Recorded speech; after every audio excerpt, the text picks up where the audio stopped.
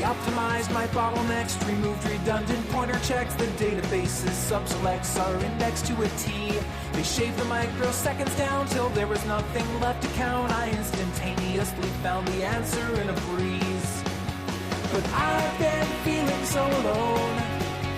Nobody here is calling from a function or a phone. If I'm dead code, let me die, 'cause I'm only wasting memory alive. It's the Monday Morning Show. Today is January 26th, 2015. I'm Ken LaSalle.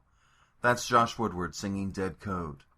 You can find out more about Josh at joshwoodward.com. You can find out more about me at kenlasalle.com.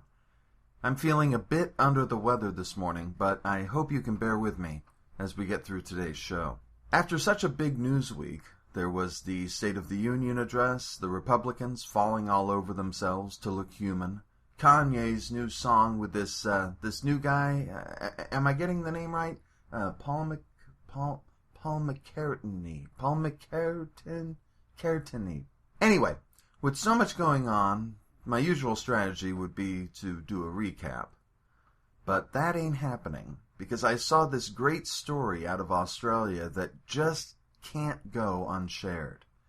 You know, providing unshared is a word. The headline reads, Rapist Blames Ankle Monitor for Low Self-Esteem and Social Phobia. I'll put a link to it in the show notes.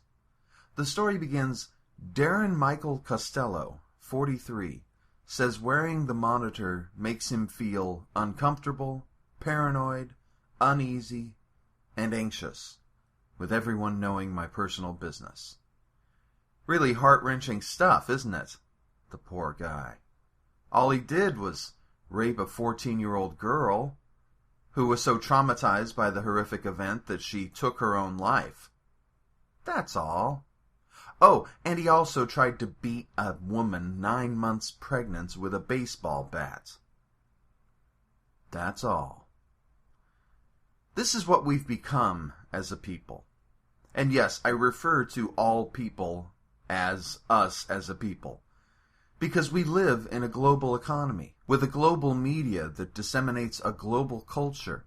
You could find trash like Darren Michael Costello in Lexington, Kentucky, and Medellin, Colombia, in Oran, Algeria, and in Chengdu, China. This is what we've become. We've become the kind of people who complain about the inconvenience of being brought to justice. How dare we be inconvenienced by our guilty sentence, is what we say. It brings us down. It gives us low self-esteem. Sure, we're wrong, but do we really have to pay the price? That's what makes this guy's story so fascinating, because most people would simply see him as a monster, and not as a son, or a brother, or a fellow citizen. Now, I'm not about to suggest we should have a whole lot of sympathy for him. Don't think for a minute I'm about to go there. But I will suggest, and I will reiterate, that he's not all that different from any of us. This is what we've turned into. This is what we've become. Would you like some examples? Good.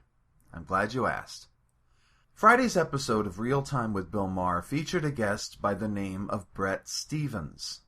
Bret is a writer for the Wall Street Journal, self-described conservative. He was the dummy on the panel, in other words. Each week, Bill tries to throw in at least one dummy, by which I mean Republican. I guess because their nonsense makes people laugh. For the record, it does not make me laugh. When the subject of poverty came up, Bret stepped up and defended the Republican Party as one that has long worked tirelessly on the part of the poor. Let me repeat that because it might be significant. Mr. Stephens actually made the case that the Republican Party has been trying to help the poor all these years. You know, by giving all the money to the rich, by stripping the unions of any power they had, by shipping jobs overseas, by giving tax breaks to oil companies, by making insane tax loopholes completely legal, by making bribery the law of the land. Apparently, this was all done to help the poor, somehow. Here's a whole group of people stealing food from the mouths of the hungry. And this guy steps up and says, hey, don't call us insensitive just because we make people starve. It's not right that we should be held responsible for our actions. Do I compare him to a child rapist? Yes, I do. Because when you force millions of people to starve, when you strip away their right to an education, to a roof over their heads, to health care and other essentials, my friends, you are just one step away from... Heck, you might as well just go ahead and rape them.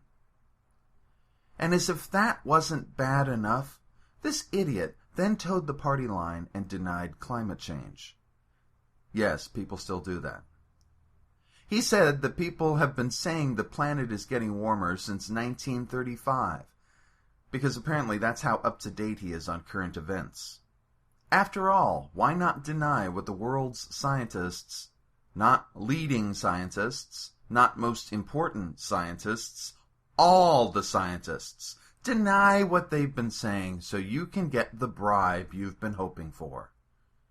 When the Wall Street Journal is owned by News Corp, one of the leading sources of science denial propaganda, what else would you expect? Because when you're going to rape children anyway, what if facts matter? Such was the case recently when it came to BP oil. After a federal judge held BP responsible for spilling 3.19 million barrels of oil into the Gulf of Mexico in the 2010 Deepwater Horizon disaster, political gamesmanship and the manipulation of the courts is making sure they don't have to pay for it. And why should they, after all? All they did was destroy such a vast quantity of life, of ocean. They broke the Gulf of Mexico, for crying out loud, spilling so much pollution that we have no way of knowing how many deaths they're responsible for. Why should they have to pay? All those fines will just cut into their profits, after all. They've raped the child. Why punish them? After all, we love that oil. Now that oil prices are down in the U.S., we're just doing all we can to burn it up in our cars, machines, power plants, etc., etc., etc. Why should we have to pay less for a product that destroys the only planet our children will ever have? Why should we be punished for spreading global warming, disease, and destruction? Right? Because if it's not oil, it's going to be something else. Just this past week, we learned that the natural gas industry polluted California aquifers with over 3 billion gallons of pollution. But why should they be asked to keep their pollution to a minimum? After all, it'll only hurt their business. How could we dare be so insensitive? When people talk about the Keystone Pipeline, they never address the land it'll harm, or the people it'll poison, or the wildlife it'll kill. All we're interested in is jobs, jobs, jobs, even if it will only create 3 of them. It seems we'll make an excuse for everything, just as long as we get to have our fun. That's the kind of people we are. Which brings me to the topic of snipers. The biggest film in the nation right now is a glorification of snipers. You know, those people, men usually, with high-powered rifles who hide away and kill innocent men, women, and children. And we Americans are downright pissed off that anyone, from Bill Moyers to Seth Rogen, would have the audacity to claim that snipers are anything but heroes. That's right, we're glorifying men who pick off innocent men, women, and children. We're glorifying murderers. And how dare anyone not call them heroes? After all, in America, anyone with a gun is a hero. Michael Moore called snipers cowards. I'll take that one step further if you don't mind. Anyone who uses a gun is worse than a coward in my book, as is anyone who resorts to violence. They're terrified that humanity might possibly transcend our childish notion that there's nothing better than killing.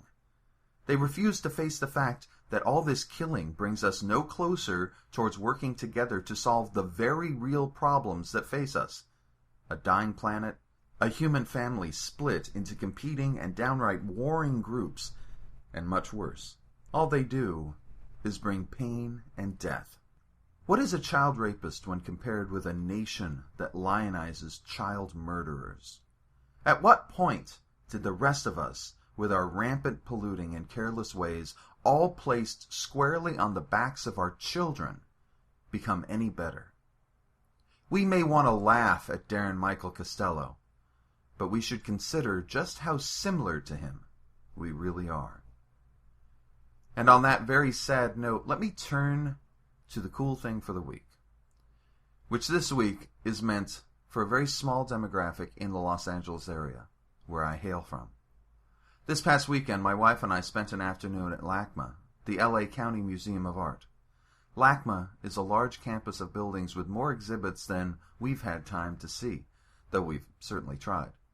We were fortunate enough to see a terrific retrospective on Pierre Wege that really blew me away. Now, it's not free and it's not cheap, but it is worth it.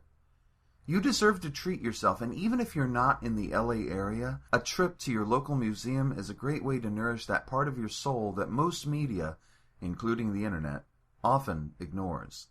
Spend some time at your local museum, and if you're in LA, check out the Pierre Wege retrospective while it's still there. You'll be glad you did. This episode is brought to you by my new book, Heaven Enough, which will be available for pre-order very soon from Limitless Publishing. Keep an eye on kenlasalle.com for all the latest, or head on down to limitlesspublishing.net. And that's the Monday Morning Show for January 26th, 2015. I'll try to have a bit more energy next week. Head on down to kenlasalle.com for all the latest. You can find my ebooks, paperbacks, and audiobooks all over. You have yourself a terrific week. Be good to yourself. Be kind to others. Let's make this world a better place. Nobody here has called me from a function or a phone. If I'm dead, code, let me die, 'cause I'm only wasting memory alive. If I'm dead, code, wipe the drive, 'cause I'd rather be a memory than a ghost who's still alive.